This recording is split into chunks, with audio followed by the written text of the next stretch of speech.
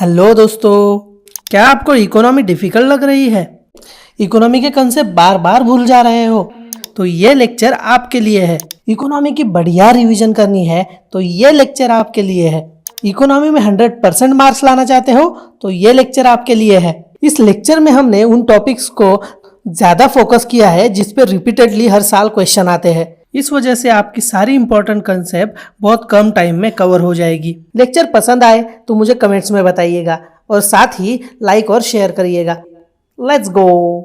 तो चलिए दोस्तों, इकोनॉमी के पहले चैप्टर डेवलपमेंट से हमारे रिवीजन की शुरुआत करते हैं। डेवलपमेंट की डेफिनेशन है, it is defined as the people's economic growth. Economic growth मतलब बहुत ज़्यादा पैसा मिलना चाहिए, लेकिन साथ ही उनकी अच्छे एजुकेशन होनी चाहिए, अच्छी हेल्थ फैसिलिटीज़ मिलनी चाहिए और उनके लाइफस्टाइल में ग्रोथ होनी चाहिए। ये सभी चीज़ें जब मिलती है तब उस इंसान का अच्छे से डेवलपमेंट होता है। अगर इस टॉपिक पे कोई भी क्वेश्चन आता है तो ये डेफिनेशन आपको ज़रूर लिखनी है। टीचर इंप्रेस हो जाएंगे, उन्हें लगेगा कि आपकी कितनी डिटेल पढ़ाई हुई है। अब यहाँ पे हमें दो कंसेप्ट याद रखनी है जिस पे क्वेश्चन आ सकते हैं। First, different person can have different development goals. हमारे अंबानी अंकल चाहते हैं कि पूरे इंडिया में बस जियो के प्रोडक्ट लोग इस्तेमाल करें। जियो ट्रेंड्स, जियो पेट्रोल, जियो सिम कार्ड, जियो मूवीज, सब जियो जियो। हमारे घर के सामने जो चाय वाले अंकल होते हैं वो चाहते हैं कि आज उनकी 2000 की कमाई हो। आपकी दीदी चाहती है कि वो फॉरेन कंट्री में ही पढ़ाई करने जाए। आपके पापा चाहते हैं कि उनका पेमेंट बढ़ जाए, वो अच्छी 4 व्हीलर ले सके। ये सभी उनके लिए डेवलपमेंट है। मतलब हर किसी का डेवलपमेंट का गोल अलग अलग है। That's it, simple. Second concept है, what may be development for one may not be development for the other. It may even the destruction for other. मतलब अंबानी अंकल को जियो ट्रेंड्स का बहुत बड़ा मॉल ओपन करना है, लेकिन जहाँ पे मॉल ओपन करेंगे वहाँ पे खेती है।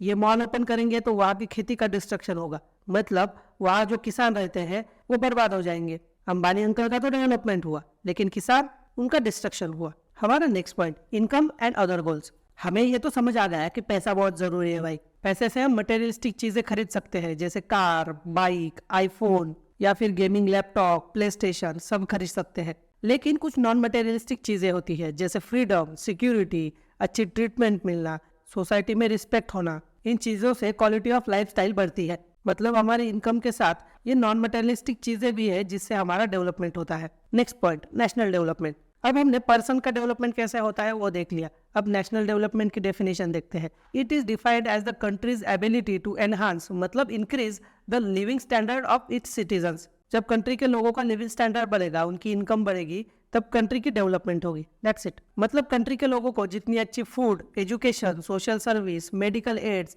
दी जाएगी, उतनी कंट्री डेवलप्ड होगी। हमारा नेक्स्ट पॉइंट बहुत ज्यादा इंपॉर्टेंट है। How can you differentiate different countries और स्टेट। मतलब हमने अभी देखा कि कंट्री डेवलप होनी चाहिए। अब वर्ल्ड बैंक इन कंट्रीज को उनके इनकम से कंपेयर करती है और डिफरेंशिएट करती है। यहाँ पे दो इंपॉर्टेंट कंसेप्ट है। First, national income and per capita income. बहुत आसानी से समझ लेंगे। National income means the sum of total value of country's goods and services produced in a year. एक साल में उस कंट्री में जितनी चीजें तैयार हुई है, उनके प्राइस को इकट्ठा किया जाए तो हमें नेशनल इनकम मिलती है। और इसी नेशनल इनकम को जब हम कंट्री के पॉपुलेशन से डिवाइड करते हैं तब हमें मिलती है पर कैपिटा इनकम या फिर एवरेज इनकम। इतनी आसान चीजें थी जो आपने 1 मिनट में समझ ली। लेक्चर पसंद आ रहा होगा तो मुझे कमेंट पे जरूर बताना। अब हमने इनकम खेल लिया, लेकिन इन कंट्रीज को कंपेयर करने के लिए कुछ अदर क्राइटेरियाज भी होते हैं। फर्स्ट है नेट अटेंडेंस रेशियो। कंट्री में जो 14-15 साल के बच्चे हैं, उनमें से कितने बच्चे रेगुलर स्कूल अटेंड कर रहे हैं, इसका जो रेशियो मिलता है हम उसे नेट अटेंडेंस रेशियो कहते हैं।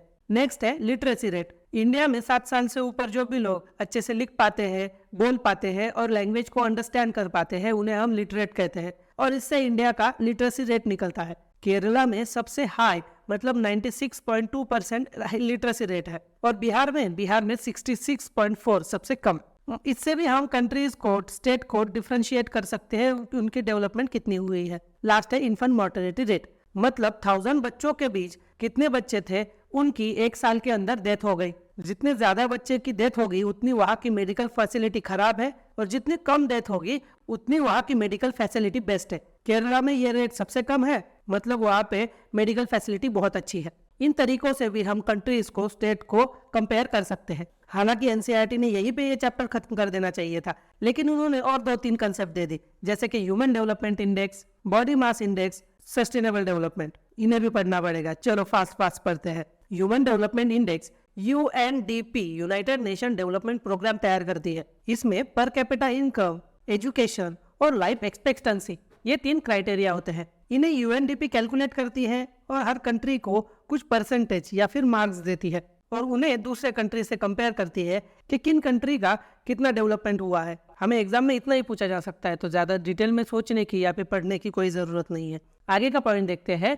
BMI body mass index. आपके स्कूल में कोई बच्चा होगा जिसे देख के आपको लगता होगा कि भाई ये रात दिन खाना खाता होगा, इतना ये मोटू है। और कोई ऐसा बच्चा होगा जो हवा आते ही उड़ जाए ऐसा लगे। ये मोटू पतलू की जोड़ी हम बीएमआई से डिसाइड करते हैं। पहले उस पर्सन का केजी में वेट और उसे डिवाइड करना है उसके हाइट के स्क्वायर से। अब अगर ये वैल्यू 18.5 से नीचे आती है तो वो इंसान पतलू है और उसे अच्छा खाना खाना जरूरी है। और जिसका इंडेक्स 25 से ऊपर आता है उसे बहुत अच्छा डाइट करना जरूरी है क्योंकि वो मोटू है। इतना ही है बॉडी मास इंडेक्स। क्वेश्चन आए तो जरूर अच्छे से लिखना। और हमारा अब last important point, sustainable development. इसकी डेफिनेशन देख लो, development that meets the needs of present without compromising the ability of future generation to meet their own needs. मतलब हमें हमारी अभी डेवलपमेंट करनी है लेकिन आगे की जनरेशन की डेवलपमेंट कम ना हो, उन्हें अच्छे से रिसोर्सेस मिले, ये भी देखना है। हमारे एनसीईआरटी में इसके 2 एग्जाम्पल दिए हैं। पहला है ग्राउंड वाटर और दूसरा है नेचुरल रिसोर्सेस और ऑयल। ये दोनों स्टोरी अच्छे से समझ लो, आपको सस्टेनेबल डेवलपमेंट क्या होता है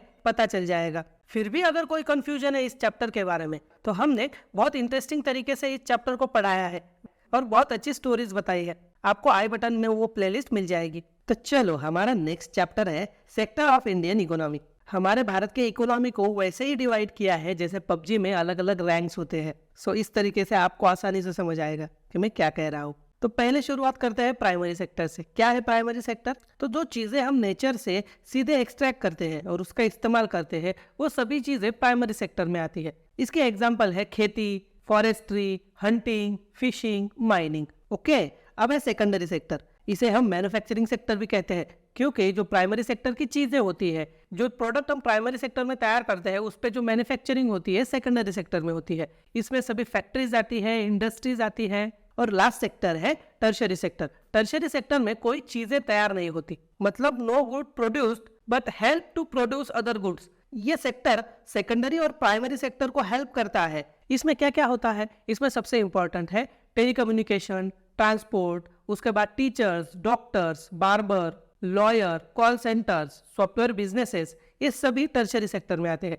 अभी आपको समझ में आ गया होगा कि टर्शियरी सेक्टर कितना इंपॉर्टेंट है। आगे इसके बारे में और डिटेल पढ़ेंगे। अब ये सभी सेक्टर एक दूसरे पे डिपेंड है। इसका एग्जांपल देखिए, प्राइमरी सेक्टर में शुगर केन तैयार होता है, सेकेंडरी सेक्टर में उस पे मैन्युफैक्चरिंग होती है और शुगर तैयार की जाती है, और लास्ट मतलब टर्शियरी सेक्टर में उस शुगर को एक जगह से दूसरी जगह ट्रांसपोर्ट किया जाता है। ये हुई सर्विस सेक्टर यानी टर्शियरी सेक्टर। जब भी कोई कंट्री तैयार हुई तो पहले दिन से वहां पे प्राइमरी, सेकेंडरी और टर्शियरी सेक्टर थे ऐसा नहीं है। शुरुआत में हर जगह पे प्राइमरी सेक्टर बहुत जोरों से काम करता है, वहां पे सबसे ज्यादा प्रोडक्शन होता है और एम्प्लॉयमेंट भी प्राइमरी सेक्टर से आती है। जैसे जैसे ये चीजें मतलब एग्रीकल्चर और प्राइमरी सेक्टर की दूसरी चीजें बढ़ने लगती है, उस पर मैन्युफैक्चरिंग बढ़ने लगती है, इंडस्ट्रीज आने लगती है, और फिर सेकेंडरी सेक्टर बढ़ता है। सेकेंडरी सेक्टर बढ़ने के बाद वहां पे लोग ज्यादा एम्प्लॉयड होते हैं, कंट्री का इंडस्ट्रियलाइजेशन होने लगता है और ज्यादा एम्प्लॉयमेंट और प्रोडक्शन सेकेंडरी सेक्टर से आने लगता है। लेकिन ये होने के लिए 100-200 साल लगते हैं, जल्दी जल्दी नहीं होती ये प्रोसेस। अब इस कंट्री का सेकेंडरी सेक्टर बहुत जोरों से चल रहा था,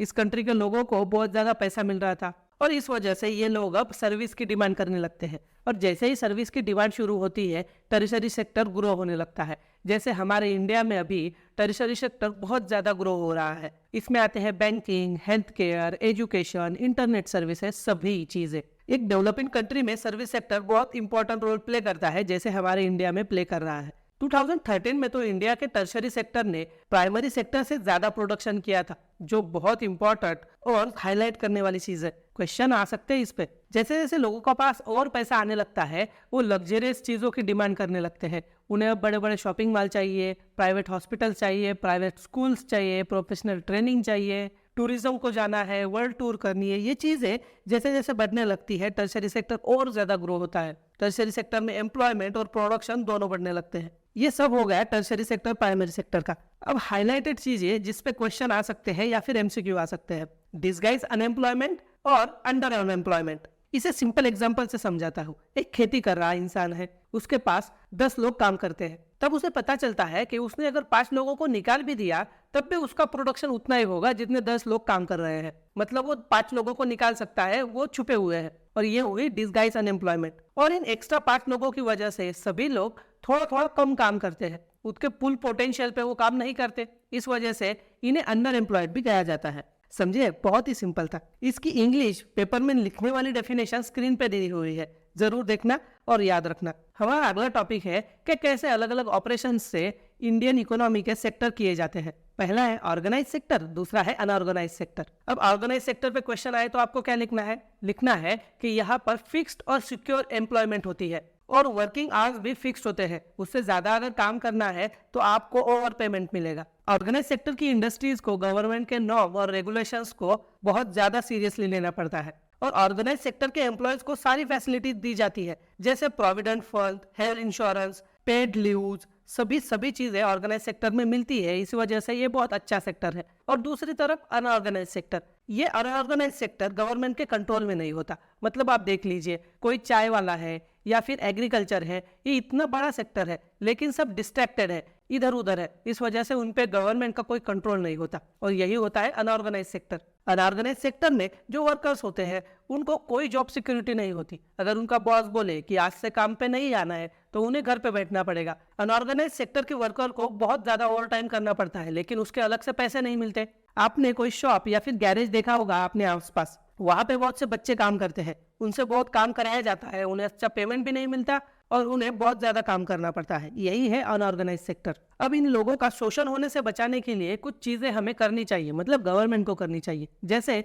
उनका मिनिमम पेमेंट और वर्किंग आवर्स फिक्स होने चाहिए, जो कि गवर्नमेंट ने एक रूल के हिसाब से किया है। और जो सेल्फ एम्प्लॉयड लोग होते हैं, मतलब अभी के जो स्टार्टअप होते हैं, उन्हें बहुत लो कॉस्ट पे गवर्नमेंट ने लोन प्रोवाइड करना चाहिए, जो गवर्नमेंट कर भी रही है। और 2 चीजें हैं, जैसे गवर्नमेंट ने इन अनऑर्गेनाइज सेक्टर के बच्चों को, लोगों को हेल्थ, एजुकेशन, फूड ऐसी बेसिक नीड्स प्रोवाइड करनी चाहिए जो उनके लिए बहुत ही नेसेसिटी है। और ऐसे ही गवर्नमेंट ने कुछ रूल्स तैयार करने चाहिए जिससे कि इन वर्कर्स को over time, paid leave, sick leave ऐसी चीजें मिल सके। ये पॉइंट टू पॉइंट याद रखना, क्वेश्चन जरूर आएंगे। अब नेक्स्ट टॉपिक देखते हैं कि कैसे हमारे इकोनॉमी में 2 और सेक्टर किए जाते हैं, public sector, private sector. Public sector मतलब जो आपके लिए काम करता है, आम जनता के लिए काम करता है। ये कंपनीज गवर्नमेंट की होती है और उनका मोटो होता है कि ज्यादा से ज्यादा लोगों को इसका बेनिफिट मिलता रहे, ना कि बहुत ज्यादा प्रॉफिट कमाए, जैसे हमारी रेलवे, पोस्ट ऑफिस, ये सभी चीजें। ये हुआ पब्लिक सेक्टर। अब प्राइवेट सेक्टर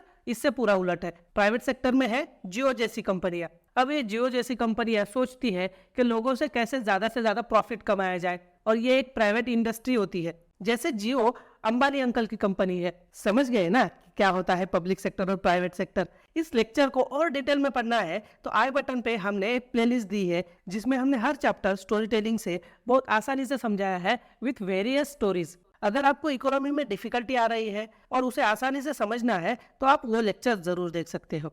तो चलिए गाइस, हमारा नेक्स्ट इंपॉर्टेंट टॉपिक देखते हैं, मनी एंड क्रेडिट। अभी तक हमने 2 चैप्टर कवर कर लिए हैं इतने छोटे से टाइम में और आपको सभी टॉपिक्स क्लियर हो ही गए होंगे। इकोनॉमी जैसा डिफिकल्ट सब्जेक्ट आप इतने आसानी से समझ रहे हो, मतलब आपको अच्छे मार्क्स जरूर मिलेंगे। अब ये मनी एंड क्रेडिट आखिरी इंपॉर्टेंट चैप्टर है जिसे बहुत डिटेल में समझ लेंगे। आपको ऐसा लगेगा कि जैसे आप कोई कहानी सुन रहे हो, और इतनी फास्ट रिवीजन कि आप एग्जाम से 2 घंटे पहले भी इसकी रिवीजन कर सकते हो। सो डोंट वरी, चलिए चैप्टर की शुरुआत करते हैं। मनी क्या है? मनी है मीडियम ऑफ एक्सचेंज। अब इसकी डेफिनेशन समझ लेते हैं। Money is referred to as a medium of exchange because it serve as an intermediatory in exchange process. Money से हमारी चीजों की एक्सचेंज करना बहुत सिंपल हो गया, लेकिन उसके पहले दुनिया में थी बार्टर सिस्टम। ये बार्टर सिस्टम से हम एक हाथ चीजें लेते थे, दूसरे हाथ चीजें देते थे, लेकिन इसमें एक बड़ी प्रॉब्लम थी, वो थी डबल कोइंसिडेंस वांट्स। इस पे क्वेश्चन फॉर्म हो सकता है। तो डबल कोइंसिडेंस वांट्स क्या थी? समझो आपके पास आईफोन है और आपके दोस्त के पास एक मैकबुक है। आपके दोस्त को आईफोन चाहिए और मैकबुक की उसे अब जरूरत नहीं है, उसे वो बेचना है या फिर दूसरे को देना है। लेकिन आपको भी मैकबुक की जरूरत नहीं है, लेकिन आपका दोस्त कह रहा है कि भाई मुझे आईफोन की जरूरत है, तू ये मैकबुक ले ले, मुझे आईफोन दे दे। आप एक्सचेंज करोगे? नहीं करोगे, क्योंकि आपको भी आईफोन की जरूरत है, मैकबुक की नहीं। यही है डबल कोइंसिडेंस वांट्स। इस चीजों में बार्टर सिस्टम वर्क नहीं करती, क्योंकि ऐसा कई बार नहीं होता कि दोनों को एक ही चीज की जरूरत हो। समझ आ गया? अब ठीक है, बार्टर सिस्टम हमने खत्म कर दी, लेकिन उसके बाद आए अलग अलग तरीके के coins, Gupta coins, Mughal coins, Tughlaq coins, जो कि अलग अलग तरीके के होते थे। आपके बुक में उसके शेप्स दिए हुए हैं। ये सब हो गया। अब आए हमारी मॉडर्न करेंसी, मतलब हमारे रुपीज। हमारे करेंसी को आरबीआई हैंडल करती है। किसके बिहाफ पर? इंडियन गवर्नमेंट के बिहाफ पर। आरबीआई की परमिशन से ही हम ये रुपीज यूज कर सकते हैं। कोई दूसरा इसे प्रिंट नहीं कर सकता, बस आरबीआई प्रिंट करेगी। अब ये पैसा तो लोगों के पास आ गया, लेकिन किसी के पास इतना सारा पैसा है तो वो घर में थोड़ी रखेगा, उसके लिए है बैंक। और ये लोग ज्यादा पैसा बैंक में डिपॉजिट करते हैं, जिससे कि उन्हें थोड़ा सा इंटरेस्ट रेट भी मिलता है और उनका पैसा सिक्योर भी रहता है। अब ये चेक का मामला क्या है? तो देखो, लोगों का पैसा बैंक में है। अब वो ये थोड़ी करेंगे कि पहले बैंक से पैसे निकालेंगे, उस आदमी को देंगे, वो आदमी अपने बैंक में डालेगा। ऐसे तो बैंक का ट्रांसफर नहीं हो सकता। इससे आसान है कि आप उसको एक चेक लिख के दो और वो अपने बैंक में जाएगा, वो चेक दिखाएगा और उसे अपने अकाउंट में पैसा मिल जाएगा। That's it. चेक की वजह से सिस्टम इतनी सिंपल हुई। उसके बाद फोन पे, यूपीआई, पेटीएम आया तो चीजें चेक के बजाय ऑनलाइन हो गई है। अब बैंक की दूसरी इंपॉर्टेंट चीज होती है लोन देना। यही से उन्हें प्रॉफिट मिलता है। अब इंडियन बैंक में इतने सारे पैसे होते हैं, वो सभी पैसे अपने पास नहीं रखते। वो बस बैंक में 15% पैसे रखते हैं और बाकी पैसे जिन लोगों को जरूरत है उन्हें लोन पर देते हैं और उनसे कुछ एक्स्ट्रा चार्जेस लेते हैं, जिससे वो प्रॉफिट कमा सके। ये बैंक का काम है और इसी से उन्हें पैसा मिलता है। मतलब जो बैंक में पैसा रखते हैं उन्हें डिपॉजिटर्स कहते हैं और जो बैंक से पैसा लेते हैं उन्हें कहते हैं बोरोवर्स। अब बैंक से तो हर कोई लोन लेना पसंद करेगा, क्योंकि उससे उन्हें पैसे मिलने वाले हैं। लेकिन इसमें दो सिचुएशंस होती है जो हमने अच्छे से समझाई है हमारे डिटेल लेक्चर्स में, वो आपको वही मिल जाएगी। इसे शॉर्ट में समझाए तो पहली सिचुएशन ऐसी होती है जिसमें कोई लोन लेता है, उसका बिजनेस अच्छा चलता है, उसे प्रॉफिट होता है और वो बाद में बैंक को लोन वापस कर देता है और उसका प्रॉफिट भी हो जाता है, तो विन विन सिचुएशन है। लेकिन दूसरी तरफ आपने जवान मूवी में एक किसान का सीन देखा होगा। उसने ट्रैक्टर लोन पे लिया था, लेकिन उससे प्रॉफिट नहीं हुआ, खेती अच्छे से नहीं हुई, तो बैंक वालों ने उसके साथ क्या किया? ये दूसरी सिचुएशन है। इसे लोन ट्रैप कहते हैं, जिसमें बहुत से किसान या फिर आम आदमी, पुअर पीपल फंस जाते हैं। इस एग्जाम्पल से आपको अच्छे से समझ आ गया होगा। तो आगे बढ़ते हैं। लोन लेने के दो तरीके होते हैं, यानी दो सेक्टर होते हैं। फॉर्मल सेक्टर यानी अच्छा सेक्टर, इनफॉर्मल सेक्टर यानी बुरा सेक्टर। अब मैंने अच्छा बुरा क्यों कहा? क्योंकि फॉर्मल सेक्टर में बैंक्स आती है, कोऑपरेटिव सोसाइटीज आती है, वहां से हम लोन लेते हैं। ये लोन लेने का ऑथेंटिक लीगल सोर्स है। यहाँ से अगर आप लोन लोगे तो इंटरेस्ट रेट भी कम रहेगा और ये लोग आपका शोषण नहीं करेंगे। लेकिन उसी जगह अगर आप money lenders, traders, employers, family members, friends, इनसे लोन लेते हो तो यहाँ पे कोई रेगुलेटरी बॉडी नहीं है। आपके रिश्ते खराब हो सकते हैं या फिर ये लोग आपका शोषण कर सकते हैं, लेकिन इन्हें पैसे देने ही पड़ेंगे। इसी वजह से ये एक अनइथिकल मीन्स है, क्योंकि यहाँ पे कोई रिकॉर्ड नहीं रखा जाता और लोगों का शोषण किया जाता है और हाई इंटरेस्ट रेट होता है वो अलग। अब इस इनफॉर्मल सेक्टर से ज्यादातर रूरल एरिया में पुअर पीपल लोन लेते हैं और इससे सोल्यूशन क्या है? तो सोल्यूशन है सेल्फ हेल्प ग्रुप्स। वो देखते हैं, ये ग्रुप्स होते हैं रूरल एरिया में जहाँ पे बैंक्स नहीं है। 15-20 लोगों का ये सेल्फ हेल्प ग्रुप एक दूसरे की हेल्प करता है, एक दूसरे को मनी प्रोवाइड करता है। कैसे? तो वो हर महीने एक मीटिंग लेते हैं और अपने पास जो सेविंग है वो इकट्ठा करते हैं, बैंक में जमा करते हैं और जिसको जब जरूरत होगी तब उसे आसानी से लोन दिया जाता है सेल्फ हेल्प ग्रुप से।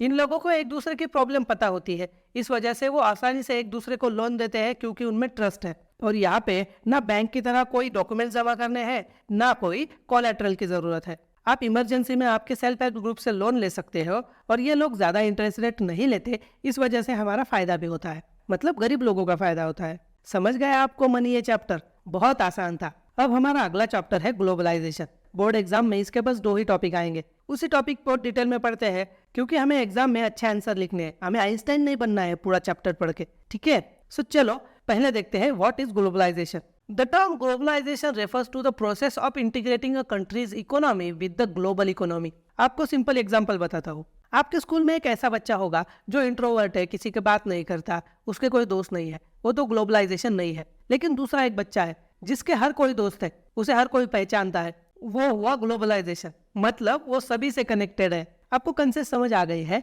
बस आपको इसे इंग्लिश में लिखना है जब कोई इस पे क्वेश्चन आए। ग्लोबलाइजेशन से क्या होता है? ग्लोबलाइजेशन से फॉरेन इन्वेस्टमेंट हमारे कंट्री में आती है, उससे वहाँ की टेक्नोलॉजी भी हमें इस्तेमाल करने को मिलती है। हम अलग अलग तरीके से हमारी डेवलपमेंट कर सकते हैं। जैसे टेक्नोलॉजी बढ़ेगी, ज़्यादा प्रोडक्शन होगा, वैसे ही ज़्यादा गुड्स और सर्विसेज तैयार होंगे। लोगों की हमारे कंट्री में डेवलपमेंट बढ़ेगी, इन्वेस्टमेंट बढ़ेगी, टेक्नोलॉजी बढ़ेगी। ये 3 चीज़ें बहुत ही इंपॉर्टेंट है, जब ग्लोबलाइजेशन होता है। अब इंडिया में जापान की कोई नई टेक्नोलॉजी आती है, अमेरिका की कोई नई टेक्नोलॉजी आती है, हम वहाँ पे जाते हैं, कुछ नया सीख के आते हैं। ये हो पाया है क्योंकि ग्लोबलाइजेशन अच्छे से हो रहा है। अब ऐसे कौन से फैक्टर है जिससे ग्लोबलाइजेशन अनेबल हुआ? अनेबल मतलब शुरू हुआ या फिर एक्टिव हुआ। इसका पहला पॉइंट है टेक्नोलॉजी। टेक्नोलॉजी एक प्राइमरी फैक्टर है जिससे ग्लोबलाइजेशन बहुत ज़्यादा एक्सेलरेट हुआ है। मतलब इंडिया ने 1991 में ग्लोबलाइजेशन एक्सेप्ट किया, लेकिन अभी के सिचुएशन में इंडिया जितनी स्पीड से ग्रो कर रहा है उतना उस समय नहीं कर रहा था। क्यों? क्योंकि वहाँ पे टेक्नोलॉजी उतनी कम थी।